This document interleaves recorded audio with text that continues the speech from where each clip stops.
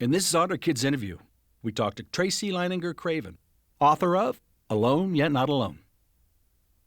I originally heard the story, Alone Yet Not Alone, from my grandparents. They had come across it in a Leininger history book, and we went over for dinner one night, and they were all excited to show us this new story that they had found.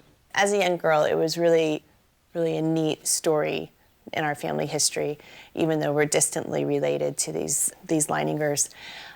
It was just an inspiration to me to see these little girls and their courage and their strength in the middle of daunting situation. And in the course of my research, I did come across some shocking revelations of just the brutality of war and how these poor pioneer families were caught between really a political thing between the French and the English. The families are helpless victims in the midst of a turmoil, which often happens during a war.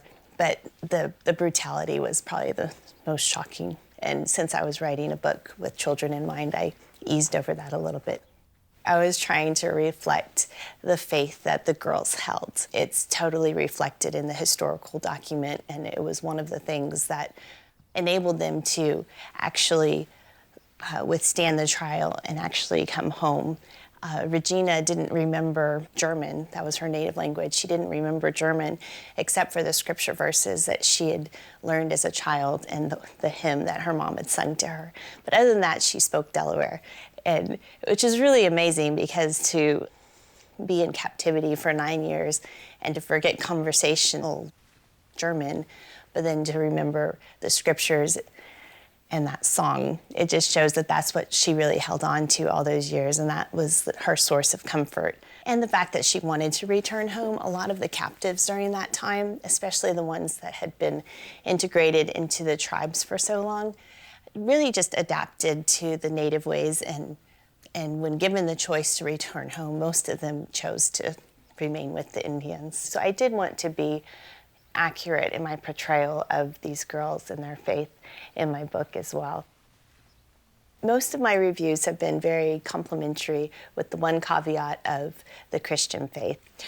One of my favorite quotes is by Francis of Assisi, and it says, "Preach the gospel at all times, and when necessary, use words." And I feel like that's an effective tool in writing as well. Growing up, I loved Little House on the Prairie. My dad read the series to me when I was a little girl. I also enjoyed Jeanette Oakes' writing as I got older, and I always liked the whole pioneer spirit and all that. So I think that kind of contributed a little bit to being inspired with Alone Yet Not Alone. One of the biggest influences for me in my writing would be my dad. He would read tons of stories to us when we were little, and it was kind of his motivation to get us to go to bed. He's like, "If y'all hurry up and get ready for bed, we'll have story time." And so we'd run upstairs and get our jammies on, and he would read. Sometimes we'd have like 8 or 9 books, and he would read a chapter out of each book, and of course there'd always be a cliffhanger, and so we couldn't wait for the next night. And so I think that really developed a love for reading. He would always read the Bible to us, and as well as a lot of biographies. And I think the biographies and learning about real people in history kind of made history come alive. And I think that's been influential to me. It is a historical fiction book, so there is some poetic license, but I try to maintain as much of historical accuracy as possible.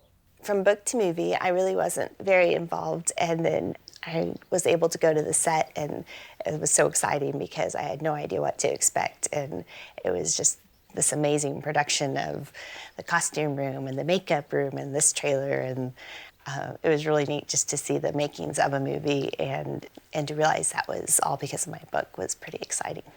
Obviously, in this day and age, you're not going to face the same trial that these girls did, but I think everyone can relate to being alone or having something in their life that's just heartbreaking or devastating. And so I would hope that they would just be encouraged by a real life story of some girls that went through similar emotions of losing everything they hold dear or having their family torn apart, and just realize that God will be with them. I think everyone can relate to having a trial in their life, whether it's moving to a new city and going to a new school, or a divorce in the family or whatever the situation is, there's going to be a time where you feel alone, and just to know that you're not alone. And I think that would be the message I'd want kids to take from this. Thank you so much for watching, and please pick up my book, Alone Yet Not Alone, wherever books are sold.